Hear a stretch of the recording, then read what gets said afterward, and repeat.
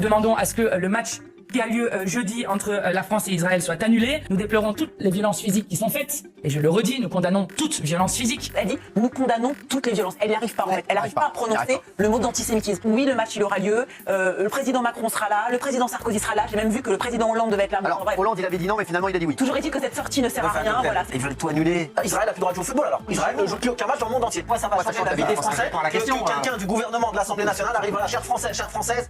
J'ai une idée pour vous. Vous allez voir la vie sera meilleure. Parce que ça va changer. Vous croyez vraiment que vous croyez que c'est le problème principal des Français en ce moment? Je ne pense pas. Par contre, ils s'en foutent pas. Il y a un énorme dispositif de sécurité. Apparemment, il y a un record d'affluence à la baisse. Les gens ont peur d'aller au match. Moi, ce qui me rend fou, c'est qu'on est en train de vivre, pas nous, mais Israël et la Palestine sont en train de vivre une guerre extrêmement complexe. Et on a des politiques qui sont censés nous tirer vers le haut, qui réduisent ce conflit à un match de foot avec des sportifs qui sont pas des soldats, qui sont pas des militaires, qui sont pas des hommes politiques, qui ont juste envie de faire du sport. Et je dirais la même chose si c'était France-Palestine. Je dirais la même chose pour France-Russie. Je dirais la même chose même pour la Corée du Nord. Des athlètes, ce sont des sportifs. Laissez les gens faire la fête et arrêtez d'emmerder les gens avec votre idéologie à la con. J'ai un problème, c'est que je comprends pas. Pourquoi il faut l'annuler? Je comprends pas. Cautionner le gouvernement israélien. Parce que les athlètes, ils ont rien fait de mal. On met un signe égal surtout. Israélien égale juif égale quelqu'un qui aurait voté forcément pour Netanyahou. Moi, j'ai pas voté Macron et je peux dire que j'ai eu des manifestations monstres. C'est-à-dire que j'aurais pas le droit d'aller faire du sport dans un autre pays. Enfin, je comprends pas. Alors là, c'est marrant, hein, c'était suite à l'avant-match France-Israël que l'extrême gauche voulait annuler. Alors pour moi, déjà, c'est un prétexte. C'est la forme de dire on veut l'annuler par rapport au côté politique, ce qu'ils font en Palestine, voilà, pour entre guillemets boycotter. Et déjà, il y a un point qui est marrant, c'est que là, ils sont en train d'avoir une sorte de dissonance cognitive,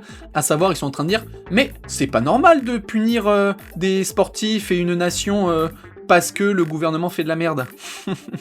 On en parle de la Russie, oui, ou pas? Non, je sais pas, parce que dès que Poutine a attaqué l'Ukraine, on a boycotté la Russie en entier. Je veux dire, les Russes n'étaient pas aux Jeux Olympiques. Et dans n'importe quelle situation, on a vraiment niqué tous les Russes. Les milliardaires qui avaient rien fait, on leur a privé les paquebots et compagnie. Les touristes, enfin, on a niqué tout un peuple entier parce que Poutine a fait de la merde. Je veux dire, si demain Macron fait de la merde, ça veut dire que tout le monde va nous baiser. Les étrangers peuvent baiser tous les Français. Et franchement, j'aurais bien le seum. C'est marrant, le deux poids deux mesures. Quand c'est la Russie, Poutine égale la Russie. Par contre, quand c'est Israël, non, Netanyahou égale juste Netanyahou. C'est pas l'ensemble d'Israël. Ce qui se passe en Israël-Palestine, ce n'est pas une guerre. Ça s'appelle l'apartheid et le génocide.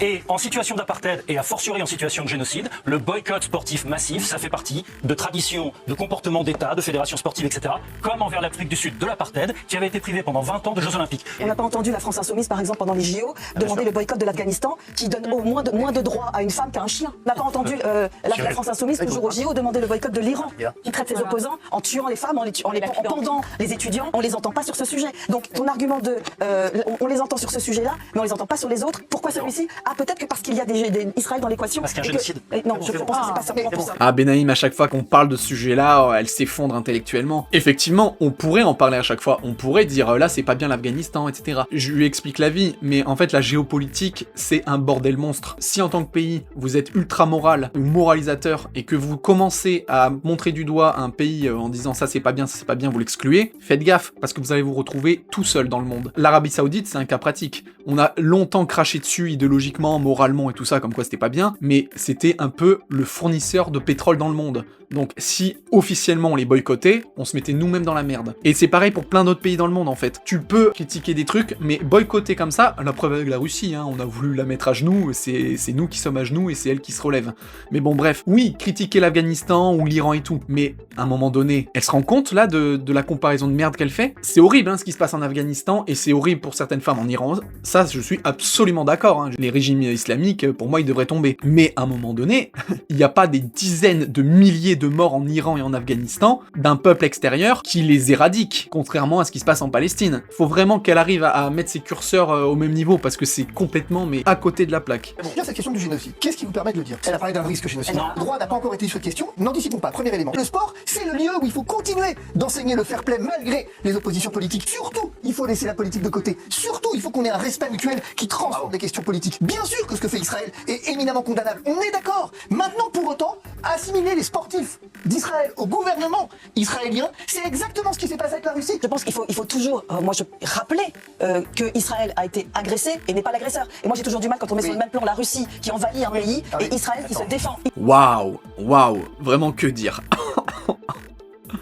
Alors d'abord, on a Divisio qui essaye de refaire un rappel. À chaque fois, le débat de dire c'est un génocide, c'est pas un génocide et tout, faut arrêter parce que... Alors je sais que les mots ont une importance, hein, surtout dans le domaine juridique, la Cour pénale internationale et compagnie, hein, savoir si c'est génocidaire ou pas, mais à un moment donné, il y a un massacre, quoi qu'il arrive. Donc peu importe, il y a un massacre d'une population à une autre. Donc c'est un fait. Ensuite, oui, le sport et tout, faut laisser. Ça, je suis absolument d'accord avec lui sur l'idéologie. Après voilà, le sport, c'est politique. Donc de toute façon, on n'arrivera jamais à distinguer les deux. Et enfin, la sortie de Benaïm, exceptionnelle comme d'habitude.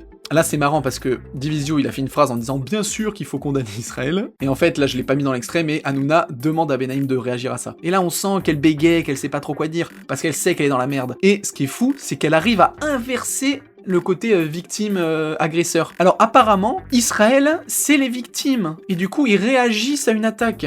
Mais c'est fou ça! Elle se rend compte du nombre de morts israéliens depuis la création d'Israël et du nombre de morts palestiniens depuis la création d'Israël? Est-ce qu'elle s'en rend compte? Et est-ce qu'elle se rend compte aussi en termes de géographie, où il y avait eu des terres données précises au début de la création?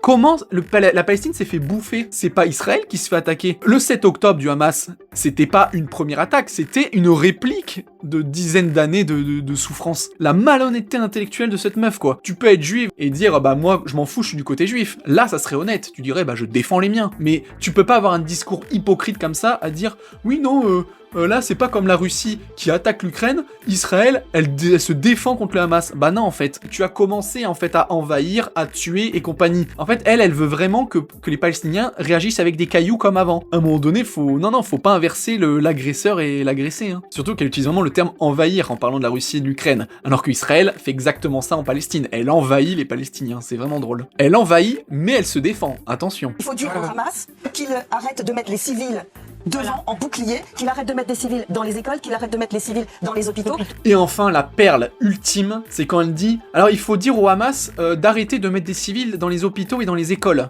Donc en fait, elle veut que la population palestinienne ne mette plus ses enfants à l'école et ne mette plus ses malades aux hôpitaux. Non mais imaginez, mettez-vous à la place, on est français, on est en France, on se fait attaquer par l'Allemagne, l'Italie, l'Angleterre, bref, on se fait attaquer. Il y a une résistance française qui bombarde l'Allemagne, enfin les autres pays de manière bourrin qui tue tout le monde, hein, comme là le Hamas fait en Israël. T'as les Allemands pour le côté international, hein, qui continuent de nous bombarder, qui bombardent des écoles, des hôpitaux et tout, et après qui disent au monde, non mais vous inquiétez pas, en fait, on attaque les hôpitaux français et les écoles françaises parce qu'il y a des terroristes cachés dedans. Et alors, ce qu'on aimerait, c'est que la population française arrête de mettre ses enfants à l'école et ses blessés aux hôpitaux. J'espère que en ayant fait ce parallèle, vous rendez compte, c'est quand même une dinguerie. Peu importe que les gens du Hamas se cachent dans ces endroits-là, et ils ont raison, c'est stratégique. Je veux dire, nous, quand on a eu le Bataclan et qu'on s'est fait attaquer, on n'a pas bombardé des hôpitaux et des écoles en Irak, hein, ou en Syrie. On a peut-être envoyé des militaires sur le terrain, essayer d'affronter comme ça, c'était dur, c'était chiant, il y avait des morts, mais on s'est dit humainement, on va pas faire ça. Et bah là, Israël, ils s'en battent les couilles. Ils bombardent des hôpitaux, des écoles, et après, sous prétexte, ah mais ouais, mais c'est de la faute au Hamas s'ils mettent des civils dedans. Mais c'est une dinguerie de dire ça. Vraiment, c'est inhumain au possible. Ils sont à gerber. Mais du coup, après avoir regardé toute cette séquence à TPMP, ce qui est fou, c'est que tout le monde passe à côté du sujet principal. Sur la forme, la gauche, ils voulaient annuler le match par rapport à ce que Israël fait et compagnie. Mais la vraie raison, c'est pas ça. C'est qu'ils ont peur qu'il y ait la même chose qu'il y a eu à Amsterdam, que des gens majoritairement de gauche massacrent des juifs. Et dans les gauches, il y a aussi les arabo-musulmans, même s'ils sont pas forcément de gauche pour plein de sujets, mais vu que la gauche est trop stupide, elle englobe tout le monde, même les musulmans, et donc voilà, ça leur ferait une mauvaise image. Et là, j'enregistre ce passage 2 jours après, où je vois donc un autre extrait de TPMP, où on voit qu'il y a eu effectivement une sécurité de malade pour ce match.